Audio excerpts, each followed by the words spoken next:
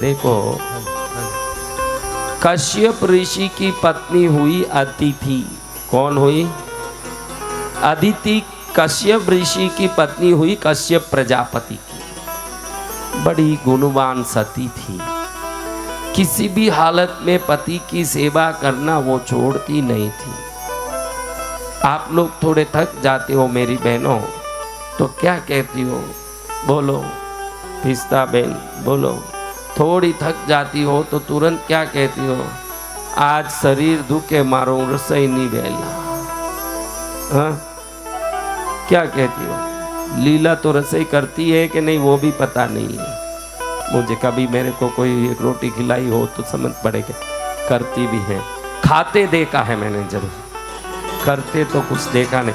खाते जरूर है, क्योंकि खाते देख भी नहीं लिया तो भी शरीर चल रहा है, इससे मालूम पड़ रहा है कि खा रहे हैं, नहीं तो चलेगा कैसे। लेकिन करते नहीं देखा, खाते जरूर देखा। पुण्य उनका भाई, उनका पुण्य। कोई करता ही नहीं लेकिन मिल रहा है सब, तो इसको क्या समझना, अपना पुण्य है। लेकिन अदिति जो थी देव माता है। कौन है? देवता सब उन्हीं से उत्पन्न हुए। बड़ी संस्कारवान थी। ये संस्कारवान गर्भ अवस्था में भी, आजकल तो मैं इसलिए वो बात कह रहा था, हमारी बहनें कह देती है आज मारू रसोई नहीं बेला, होटल में खाई लीजो, मारे ही लेना है जीजो, मेरे लिए भी लाना और आप भी खा लेना। ऐसे औरतें हफ्ते में 4 बार तो आजकल स्ट्राइक मार रही है। लेकिन ये बड़ी गर्भिणी है, पूर्ण गर्भिणी है। अब इतने गर्भ में भी पति की सेवा नहीं छोड़ती है। गर्भ इतना बढ़ गया कि चलना ही मुश्किल होता है। पूर्ण गर्भ में कैसे चले भाई? दूसरी वो तो इसी बहाने 2 महीने पहले ही नहीं सो जावे कि ये दुखे न। कई औरतों को तो कुछ नहीं दुखता है, फिर भी पेट में गड़गड़ हो रहा है, वॉमिट आ रहा है, चक्कर आ रहा है, कई बहाना बन के सो जाएं बस शांति से। किसी बहाने पति को तो ये अनुभव है नहीं भाई, समझ क्या आवे, ठीक है सो जा, तेरे को जैसे सोना सो, तेरी खुशी तेरे को सोना सो। अब वो थोड़ी कहेगा कि मेरे को तो हुआ नहीं तो तेरे को कैसे हो रहा है, उसको हुआ ही नहीं, होने वाला है नहीं, ये बोले जो मानना पड़े। अभी उसको भी होता अभी मेरे को सिर दुखे, आपको भी सिर दुखे, तो मैं बोलूं कि भाई ठंड के दिन नहीं, फिर सिर कैसे दुख रहा है तेरा जब मेरा नहीं दुख रहा है? ऐसे सवाल कर सकते हैं। लेकिन आप बोलो कि मेरे गर्भ अंदर से गड़गड़ कर रहा है, मेरा वो कर रहा है, तो पति थोड़ी बोलेगा कि मेरे गर्भ गड़गड़ नहीं किया तो तेरा गर्भ कैसे गड़गड़ कर रहा है, उसका कुछ होना ही नहीं है। तो औरतें बोले जो मान के बैठी रहे भाई शांति से, चलो क्या बोल रही बोलो। लेकिन अदिति तो बड़ी सती ही अपने पति की इतनी सेवा करती थी, बड़ी सेवावान। अब इतनी सेवा में भी इसकी भक्ति में एक क्षण में प्रमाद नहीं। अब कल या परसों बच्चा होने वाला है, अब कभी कैसे उठे भाई? कुछ सहारा पकड़ के उठना पड़े, बाहर पड़ गया पेट में और पेट नीचे उतर रहा है, थोड़ा असावधान रहे तो गर्भ गिरने की संभावना हो जाती है कि नहीं? लेकिन बड़ी श्रद्धा से पति की सेवा करती, ध्यान से धीरे से बैठ के खुद भोजन बनाती। पति कश्यप ऋषि कहते अदिति तुम अब श्रम मत लो, तुम पूर्ण गर्भवती हो, इस समय में तुमको काम करना नहीं चाहिए, तुम शांत बैठो, सब हो जाएगा, मेरा भोजन अपने आप चलेगा, तुम चिंता नहीं। प्राणनाथ, वो जमाने की बात बोल रहा हूँ जब प्राणनाथ बोलते, अभी नाम ही ले लें तो अच्छी बात है? ऐसे जमाना बदला। आजकल तो बैठते ही देखो, ये बंसीलाल जी का विवाह हुआ। विवाह होते प्रथम दिन आया रात में, ये सोचते हैं कि पहले अभी नया नया अनुभव है पत्नी से बात करने का, दोस्तों ने समझाया था कि ऐसे बात करो, ऐसे बात करो, ऐसे बात करो। लेकिन जैसे ही पत्नी को देखा, मुंह से शब्द ही नहीं निकला, क्या बात करूं समझ ही नहीं पड़ा। मुंह देख के क्या बोलूं ऐसे मुंह में ही लड्डू रख के बैठे थे। इतने में पत्नी ने बोला उनको, वो सोचे कि पत्नी कुछ अच्छी बात करेगी तो बात को पकड़ के मैं बात कर लूंगा, मुझे थोड़ा हिचकिचाहट हो रहा है। अब जमाना ऐसा ही है, आदमी को ही हिचकिचाहट होता है, औरत को कुछ नहीं होता। अभी वो बहन ने इसको बोला सीधा, ये सोचे कि कुछ अच्छी बात करेगी तो बात से बात करूंगा, तो उसने मुंह खोलते ही बोला तुम्हारी माँ बड़ी राक्षसी है। अभी इनको आया सुन के गुस्सा कि मैं इसको 4 सुना दूं। फिर इनको लगा अभी अपन जहाँ आए हैं आया हुआ काम देखना चाहिए, दूसरी बातें करके कोई फायदा नहीं है। जिस काम से आए उसमें मन लगाओ, इससे बात करो, दूसरी बात करेंगे बात बिगड़ेगा और ये रात जो है ये महाभारत हो जाएगा फिर। इसलिए कुछ नहीं बोला, शांत मन को मार के रह गए। पत्नी ने प्रथम शब्द क्या बोला और बंसीलाल जी ने क्या विरोध किया? शांत रह गए, लेकिन शांत रह नहीं पाए। उसके सामने शांत रहे, सुबह जाके एकदम अपनी माँ के पास गए बड़ास निकालने। माँ माँ माँ, क्या रे क्या? आपकी बहू आपको राक्षसी बोली रात में। तो माँ ने सुन के बोला कि तूने क्या बोला? जवाब में तूने क्या बोला? कुछ नहीं बोला माँ, मैं तो मुंह बंद करके रह गया। मैंने सोचा जहाँ आए हैं आए हुआ काम देखना चाहिए, दूसरा काम नहीं देखना, इसलिए मैं शांत बैठा रह गया। तो उनकी माँ बोलती जाने दे, तू सही किया, मैंने तेरे बाप को जो बोला था पहले दिन उससे ज़्यादा वो कुछ नहीं बोली, बराबर बोली है, चलो सही बोली। ऐसे बात खत्म हो गया कि भाई मैंने जितना बोला उतना नहीं बोली है, वो तो खाली एक शब्द ही बोली है, मैं तो और बहुत बोली थी। और तेरा बाप भी मुंह बंद करके ही बैठा था मेरे सामने, ये सब जगह होता बेटा, चल शांति से काम कर तेरा। तो ऐसे कलयुग में पत्नियों के समय में अदिति कैसी है, देखिए अदिति कैसी है, हाँ? पूर्ण गर्भ में भी पति की सेवा करने वाली। अब वो भोजन करें, पति ना कहें कि भाई तू मत बना, अभी ये 1-2 दिन में प्रसूति होने वाली है, इस समय में तुझे ये नहीं करना चाहिए, इससे गर्भ का भी अहित हो सकता है, तू शांत बैठ। नहीं, मैं जो प्राणनाथ शब्द बोला तब ये कथा याद आई बंसीलाल जी की मुझे, कि उस जमाने में पत्नियां प्राणनाथ बोलती थी जैसे ही पति को देखती, अब तो देखते ही बोलती है तेरी माँ राक्षसी है। ये जमाना कलयुग वाला आया, ये समझाने के लिए ये बात मुझे कहना पड़ा। लेकिन अदिति बड़ी पुण्यशालिनी अपने पति की सेवा करती है, तो धर्म देवता को मन में आया कि ये अदिति की परीक्षा लूँगा, खाली पति की ही सेवा करती है कि धर्म की भी सेवा करती है। लेकिन अदिति तो यही सोचती है कि पति ही धर्म है। क्या सोचती है? पति की सेवा ही धर्म है, पतिव्रता का काम है पति की सेवा और कुछ नहीं। लेकिन वो सबकी सेवा करने वाली सन्नारी थी। तो धर्म देवता ने एक ब्राह्मण का वेश कर लिया। ब्राह्मण के वेश करके एकदम घर के बाहर खड़े होके भवती भिक्षाम देही, मुझे भिक्षा दो माता, मैं गरीब ब्राह्मण आया हूं, मुझे भिक्षा दीजिए। तो अदिति सुन ली कि गद्वार पर कोई आए हैं, सभी देवों की माता है वो अदिति। जितने देवता, देवों की माता अदिति है, राक्षसों की माता दिति, दोनों बहनों। वो कहानी बाद में कभी सुनेंगे, ये सब कहानी समय समय पर सुनना। आपका भी उम्र 100 है, मेरा भी 100, सुनते जाएंगे, उसमें आप चिंता, अपन सुनते जाएंगे। लेकिन अदिति सोची कि मैं कैसे ये दरवाजे ये साग सब डांक के जाऊंगी, गर्भ बहुत बड़ा हो गया, अब मैं नहीं डालूं भिक्षा तो भी आए हुए अतिथि की सेवा नहीं करूं, ये दोष लगेगा, और जाऊं तो कैसे जाऊं। अभी वो धर्म देवता तो परीक्षा लेने ही आए थे, उधर खड़े खड़े गुस्सा आ रहा कि ये अभी तक नहीं आ रही है, मेरी सेवा नहीं कर रही है, पति की तो पढ़ पढ़ के सेवा कर रही है। उसके मन में तो सेवा करने की भावना है, वो ये डर रही है कि थोड़ा पैर फिसल गया तो मैं गिर जाऊंगी ना, गर्भ का बच्चा कहीं नीचे पड़ जाएगा, वो डर के मारे वो घबरा रही है। उसने क्या किया, रसोई घर में 2 चावल और फल रखे थे, एक आम ली और थोड़ा चावल लिया और थोड़े सब चीज़ें ले ली और एक थाली एक हाथ में पकड़ ली और दूसरे हाथ से धीरे धीरे दीवार को पकड़ के बाहर आने लगी। इतने में लंबा समय हो गया। अब उसने देखा कि सीढ़ियां भी है नीचे उतरने के, वो ब्राह्मण ऊपर नहीं आ रहा है। पहले जमाने में ये जो भिक्षा लेने वालों का आदत था, घर के अंदर प्रवेश नहीं करते, बाहर खड़े होके ही लेते। तो इसके घर का चबूतरा, चबूतरे के नीचे सीढ़ियां, सीढ़ी के बाहर वो खड़ा है। ये अब सीढ़ी उतरे तो कैसे उतरे, कल सुबह प्रसव होवे जैसा अवस्था, ये कैसे उतरेगी।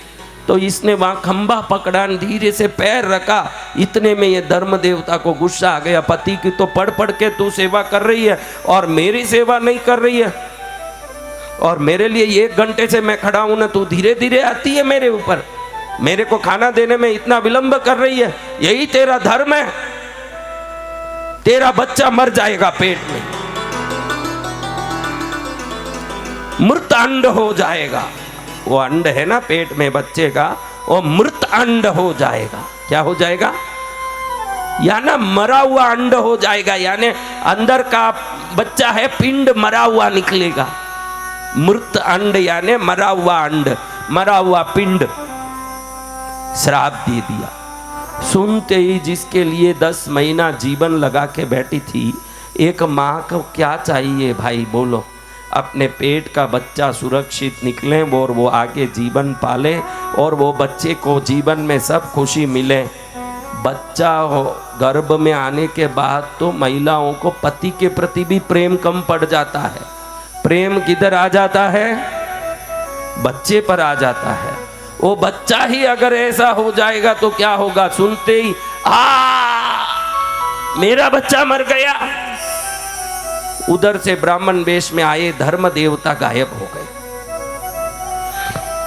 श्राप दे के गायब। रोई वहीं बैठ गई नीचे, मेरा बच्चा मर गया, मेरा बच्चा मर गया, मेरे बच्चे के बगैर मैं कैसे रहूंगी। हे मेरे लल्ला, तू मर गया रे। 10 महीने से तुझे मैं पेट में लेके घूमी, कितनी प्यार से सपने देखती थी, मेरा बच्चा आएगा, खेलेगा, झूलेगा, पालने में पड़ेगा, मैं उसको लोरी सुनाऊंगी, मेरा बच्चा। रो रही। पति को घर के अंदर आवाज सुनाई दे दी कि पत्नी रो रही है। तुरंत पति उठ के घर के बाहर आए। कश्यप ऋषि बाहर आके देते हैं तो अदिति दरवाजे पर ही बैठ के रो रही है। क्या हुआ अदिति, क्या हुआ? अरे ये ब्राह्मण भिक्षा लेने आए, और भिक्षा लेने आए तो मैंने सोचा भिक्षा देना है इनको, बेचारे इतने दूर मेरे घर के सामने आए, खाली नहीं जाना। तो मैं थाली में आम और चावल घी डाल के ले आ रही थी। मैं सोची बच्चे को तकलीफ ना पड़े, धीरे धीरे आ रही थी तो उनको गुस्सा आ गया। मैं धीरे में आई तो उन्होंने श्राप दे दिया कि तेरा बच्चा मरा हुआ जन्मेगा, मृत अंड होगा। मेरा बच्चा मृत अंड हो गया, मैं क्या करूं? जोर जोर से रो रही। कश्यप ऋषि कहते तू चिंता मत कर, मैं तुझे वरदान देता हूं, तेरा जो अंड निकलेगा वो बाहर से मृत अंड होगा, और उन्हीं के श्राप को वरदान करता हूं, उसके अंदर से हजारों करोड़ तेज प्रकाश से एक बच्चा निकलेगा। वो इतना सुंदर और तेजस्वी होगा कि उसको कोई आंख से देख भी नहीं पाएगा, इतना प्रकाश उसके शरीर से निकलेगा। ये मेरा वरदान है तेरे को। और अगले दिन ही अदिति को बच्चा हो गया, अंड मृत निकला और फूटा तो अंदर से ऐसे तेजस्वी प्रकाश निकला, भयंकर प्रकाश कि आसपास देवता भी देख नहीं पाए, ऐसे प्रकाश। वही बच्चा सूर्य भगवान बन के सूर्य नारायण। अदिति को जन्मे यही बच्चा सूर्य बन के, भुवन भास्कर बन के तीनों लोगों को रोशनी, जीवन, शक्ति और प्राण देने वाली ऊर्जा बनी। मृत अंड होने से इनका इनाम मारथंड हुआ। आप बोलते हो ना मारथंडाय नमः। और मृत अंड का श्राप मारथंड बना दिया। आज कोई भी बड़ा आदमी हो, राज मारथंडाय नमः बोले।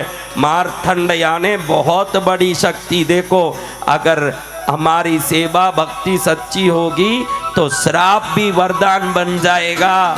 जो श्राप दिया नहीं होता तो साधारण बच्चा जन्मता, और श्राप देने के कारण कोटि सूर्य प्रकाश से सूर्य देव का जन्म हुआ वहां पर। इनका जन्म हुआ तो आज उन्हीं का जाप मृत अंड से वो क्या बन गए, मार्तंडाय नमः जाप आज करने का दिन हमारे पास आ गया। कौन सा जाप करना है? मार्तंडाय नमः। क्या जाप करना है? हाँ, जो होता है होनी है महाराज, होनी होके ही रहेगी। क्या होगा? होनी होके। आप बोलते हो मेरे साथ खाली ऐसे अन्याय क्यों हो गया महाराज, मेरे साथ ये दुख क्यों हो रहा? आप लोग घड़ी घड़ी ऐसे करते हो कि नहीं? आपको मेहंदी अच्छे से लगाना, धीरे से, अर्जेंट मत करो, इतना सुंदर लगाना। कौन कौन 50 साल के ऊपर वाले बैठे हैं, उनको लगना कि अब शादी आ रही है कल परसों मेरी, ऐसे लगा लो अच्छे से। इसके लिए दूसरा ढूंढ के मत जाओ, शादी तो वही है जो है उन्हीं के साथ। हाँ, मैं बोलूँ ना, आप बोलोगे वचन सिद्ध गुरुदेव ने बोल दिया है इसलिए अब आ रही है कुछ, तो गड़बड़ करने के लिए भी मेरे वचन की सिद्धि का उपयोग मत करो। अच्छे से ऐसे लगाओ, पुराने दिन याद आए। वो कौन से दिन? महावीर, सेठिया, हाँ वो याद आवे, ऐसे लगा लो। तो महाराज मैं कहता हूं कि होनी बलवान है। क्या है? एक बार सीता वनवास में माता पर्ण कुटीर में सो रही है। सीता माता सोते सोते ऐसे लगा कि इस जंगल में तो इतने पशु प्राणी, इतने हिंसक पशु रहते हैं, मेरे देवर क्या अकेले रात भर में पूरी रक्षा कर लेते हैं?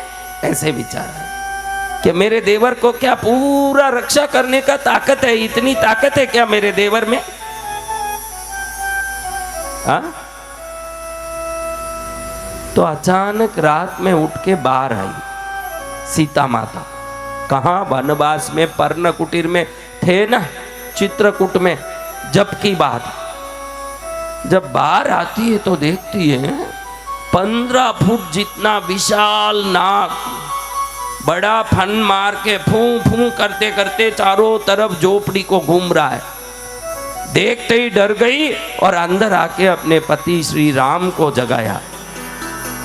महाराज उठिए, महाराज उठिए। घबराई हुई है, श्वास फूल रहा है, बाहर विशाल भुजंग देखा, घबराहट हो रहा है। घबरा के बोल रही है, प्राणनाथ उठिए। राम जी उठ के पूछते हैं, क्या बात है सीते, क्या हुआ? प्रभु कहाँ गए? लक्ष्मण जी नहीं दिख रहे हैं। विशाल नाग घूम रहा है चारों तरफ, पहरा दे रहा। मैं देख के डर गई। मैं तो सोची कि लक्ष्मण जी कैसे पहरा देते हैं, एक बार देख लूं। ये भाव से मैं बाहर निकली, देखा कि विशाल भुजंग है, देवर जी तो दिख नहीं रहे। तो राम जी ने कहा, वही तो देवर जी है, मैं नारायण हूं न, वो शेष नाग ही लक्ष्मण बने। वो अब नाग रूप में यहाँ चक्कर काट रहे हैं। नाग रूप में क्यों? क्यों नाग रूप में? सुनो सीता, मैं तुमको ये कथा सुनाता हूं, तुम सुनो वो कथा, तुमको समझ पड़ेगा। सत्यव्रत नाम का एक राजा था। राजा का पुत्र था चंद्रचूड़। सत्यव्रत राजा का पुत्र चंद्रचूड़ बहुत ही होनहार, गुणवान, संस्कारी। उसको ज्ञान देने के लिए अनंत मुनि नाम के मुनि के गुरुकुल में उसको शिक्षा देने के लिए भेजा। कौन से मुनि? अनंत मुनि। बोलो। मुनि के चरण में गए, गुरुकुल में शिक्षा लें चंद्रचूड़, सत्यव्रत राजा का पुत्र, और गुरुकुल में शिक्षा लें, ज्ञान सीखें, लिखना सीखें, पाठ सीखें, धर्म सीखें, धनुर्विद्या सीखें, पूजा सीखें, प्रजापालन नीति सीखें, न्याय सीखें, व्याकरण, संस्करण, संस्कृत सीखें, चंद नृत्य आदि सीखें। अनंत मुनि की एक बेटी है, बेटी का नाम है सुमुखी। क्या नाम है? सुमुखी। सुमुखी चंद्रचूड़ को देख के आकर्षित हो गई। सुमुखी कहती है चंद्रचूड़ का अकेले में मेरे साथ विवाह कर लो, मैं तुमको बहुत पसंद करती हूँ। तो चंद्रचूड़ कहते हैं बहन तुम मेरी गुरु की बेटी हो, और शास्त्र कहता है गुरु की बेटी शिष्य की बहन होती है, और बहन होने के कारण मैं तुमको पति को सौंपूंगा किसी अच्छे लड़के को। मैं तुमको निष्कलंक आंख से अपनी बहन के रूप में मानता हूँ, तुमसे मैं शादी नहीं कर सकता, मुझे क्षमा करो, तुम मेरी बहन हो। सुनते ही सुमुखी को गुस्सा आ गया, मैं इससे इतना निवेदन कर रही हूँ मेरे से शादी कर लो, और ये कहता बहन है न भाई है न, ऐसे कहता। बड़े गुस्से में आ गई। एक दिन बड़ी व्याकुल थी, कैसे भी चंद्रचूड़ को प्राप्त कर लूं। व्याकुलता में एक दिन मुनि बाहर गए थे, उस समय में इसका हाथ पकड़ के खींची, इसने हाथ छुड़वा के हाथ जोड़ा, बहन ऐसे मत करो, तुम मेरी बहन हो, तुम गलत काम करोगी, मुझे भी दोष लगेगा, तुमको भी दोष लगेगा, इस पाप से बचो, इस कुबुद्धि से बचो, तुम्हारा कल्याण होगा। ये बोलना रहा, दोनों पास खड़े रहने, इतने में अनंत मुनि का अचानक आना हो गया। जैसे ही बाप को आया देखी, अब घचपचा गई कि भाई अब क्या बोलूं, तुरंत अपने खुद ही कपड़े सब फाड़ लिए, गहने सब गिरा दिए। अरे इस नालायक ने मेरे को खींचा, मेरे को परेशान किया, मेरे शरीर को फाड़ा लोचा, मेरे को दुख दिया, ये पापी मेरा बलात्कार करने की कोशिश किया। ये तो ठहरे मुनि, क्या कर सकते हैं, लेकिन गुस्सा उनको बहुत आया कि ये मेरे पास सीखने आया ज्ञान और मेरी बेटी के साथ अत्याचार किया।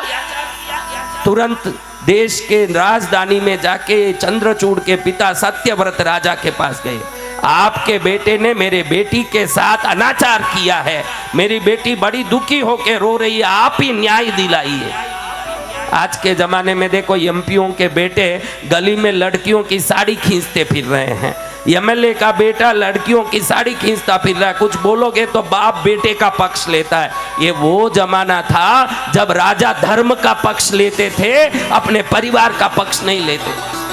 आज देखो एमएलए एमपीओ के बेटे क्या क्या काम करते घूम रहे हैं, देखो पेपरों में रोज आते, टीवी में रोज आते, पद मिलते ही मद आ जाता है, क्या आ जाता है।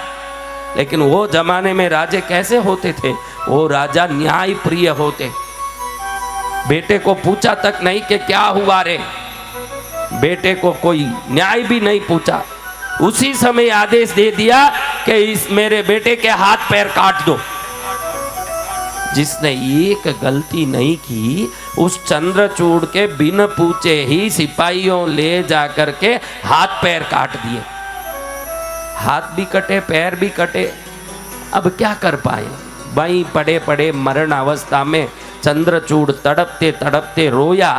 गुरु का सिखाया हुआ नारायण आराधना उसको याद आया, हे नारायण, हे प्रभु, ये शेषनाग पर सोने वाले भगवान, मैंने क्या गलती की जो मेरे को ये दोष मिला। प्रभु मैं आपके चरण में ये प्राण छोड़ना चाहता हूँ, मेरा प्राण स्वीकार कीजिए, मैंने कोई गलती नहीं की, लेकिन कोई दुर्दशा मेरी, कोई पुराना कर्म था जो आज मेरे जीवन में ये बन के आया है, मुझे क्षमा करो प्रभु।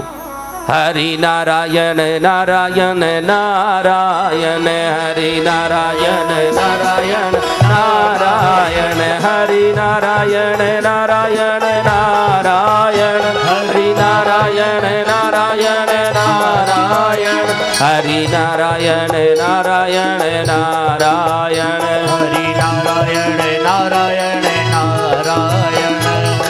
नारायण नारायण करते करते चंद्रचूड़ ना दोनों हाथ हैं ना दोनों पैर, शरीर अंगहीन हो गया। अभी अंगहीन आदमी और कटे हुए पर कोई दवाई लगाने वाला भी नहीं, जल्लाद काट के चले गए, अब वो पड़ा है, मरना ही निश्चित है।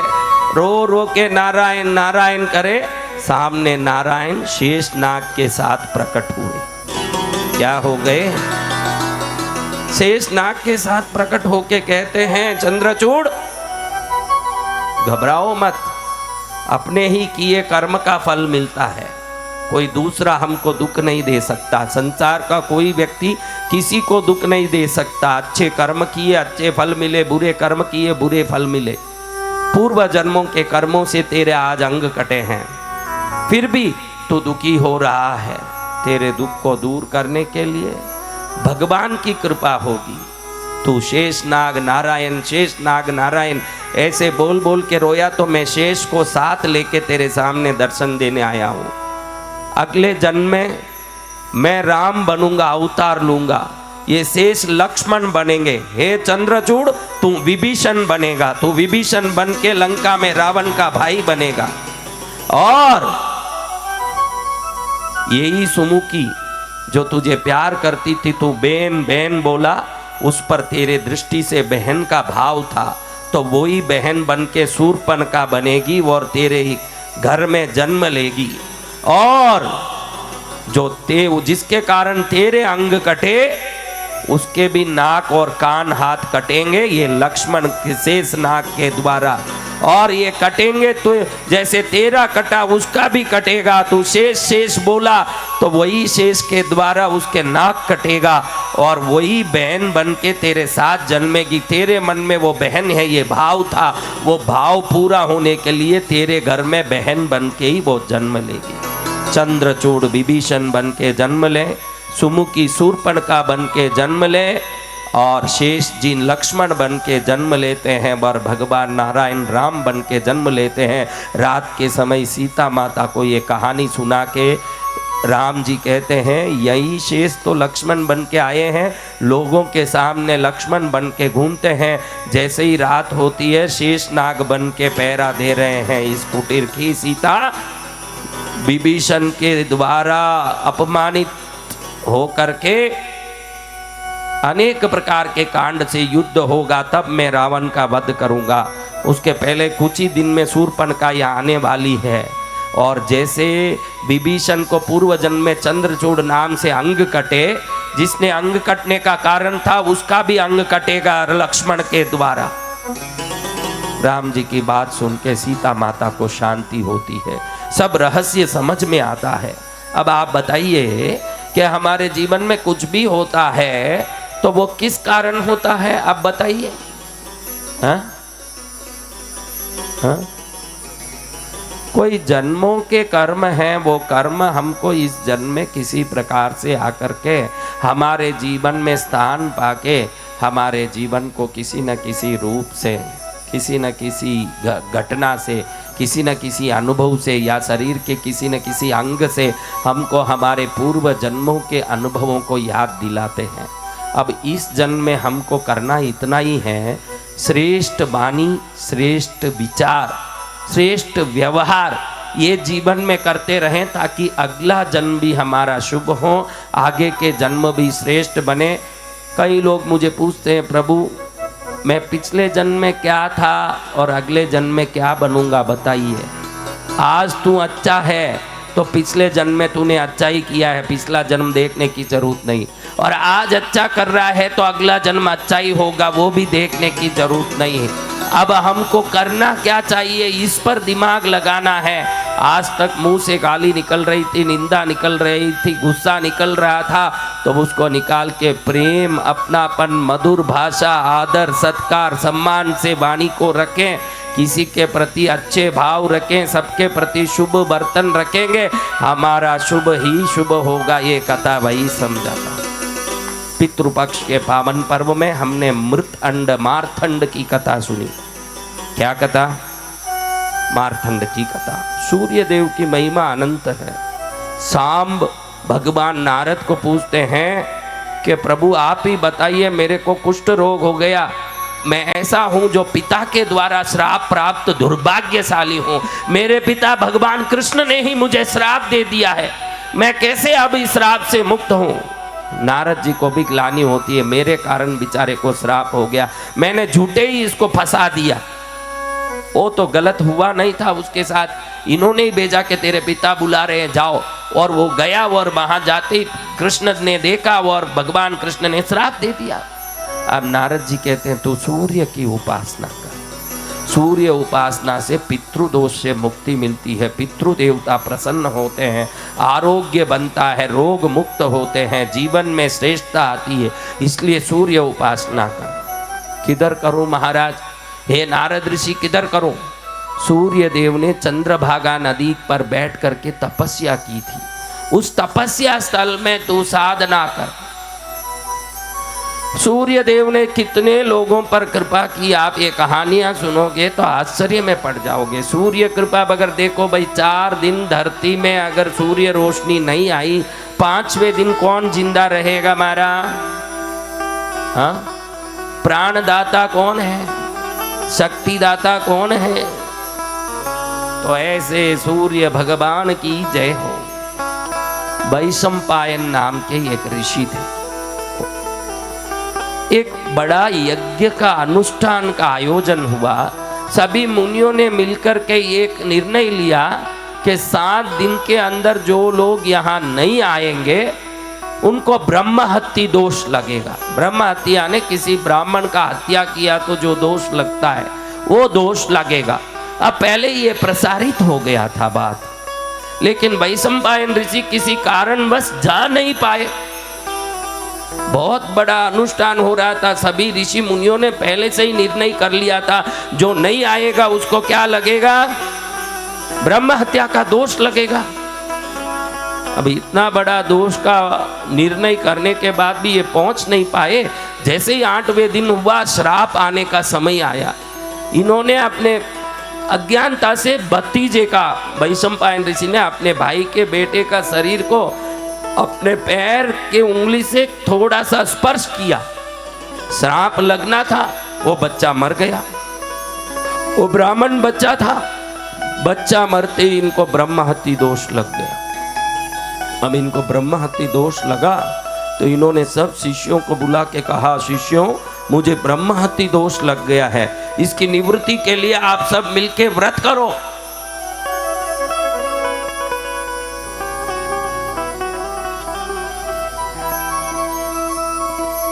आप सब मिलके व्रत करो शिष्यों।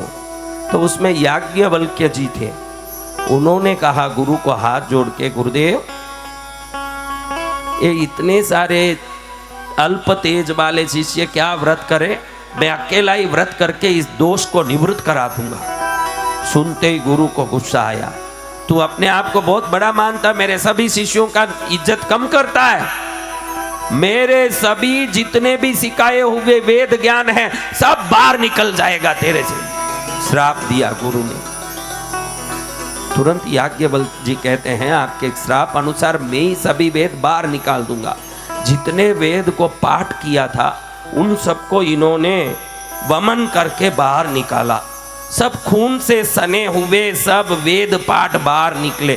पेट के अंदर का खून के साथ वो वेद बाहर निकले और वो वहां से निकल गए याज्ञवल्क्य जी। और अपने दूसरे शिष्यों को बता के वैशंपायन जी ने कहा, ये वेदों को तुम ले लोगा अपने इसमें। अब वो खून से सने वेदों को कैसे लें? इसलिए उन्होंने तैत्तिरीय नाम के पक्षी बन के सभी शिष्यों ने उनको खा लिया, उन वेदों को। इसलिए तैत्तिरीय उपनिषद का उत्पत्ति हुआ। तैत्तिरीय उपनिषद जो है पुराणों में, ये तैत्तिरीय पक्षियों के द्वारा खाए गए वेद से ही तैत्तिरीय उपनिषद हुआ, शुक्ल यजुर्वेद का। अब याज्ञवल्क्य जी बाहर गए, सोचते हैं कि मेरे सब सीखे हुए वेद तो मैंने बाहर निकाल दिया, अब मैं क्या करूं? उन्होंने सूर्य की साधना की। हे सूर्य देव, ब्रह्मांड को रोशनी देने वाले प्रभु, आप ही ब्रह्मा बन के सृष्टि करते हो, आप ही विष्णु बन के पालन करते हो, आप ही शंकर बन के संहार करते हो। 14 भुवनों को आप प्रकाशित करते हो। देवता, मनुष्य, राक्षस, पशु, पक्षी सबको जीवन देते हो। आप मुझ पर भी कृपा करो। लंबे समय तक तपस्या करने के बाद याज्ञवल्क्य जी के सामने अश्व के रूप में, घोड़े के रूप में सूर्य देव प्रकट हुए। सूर्य देव प्रकट होकर कहते हैं कि आशीर्वाद याज्ञवल्क्य, क्या मांगना चाहते हो? जो मेरे गुरु वैशंपायन जी के पास नहीं है वो शुक्ल यजुर्वेद मुझे प्रदान करो। सूर्य देव प्रसन्न होकर उनको शुक्ल यजुर्वेद प्रदान करते हैं और आशीर्वाद देते हैं, किसी के पास नहीं हो वो चीज भी देने में कोई समर्थ है तो वो है सूर्य देव। सूर्य देव की इन कथाओं को सुनने से पितृ प्रसन्न होते हैं, क्योंकि सूर्य सभी पितृओं के पिता हैं और पिता का गुणगान सुने तो कौन पुत्र प्रसन्न नहीं होगा।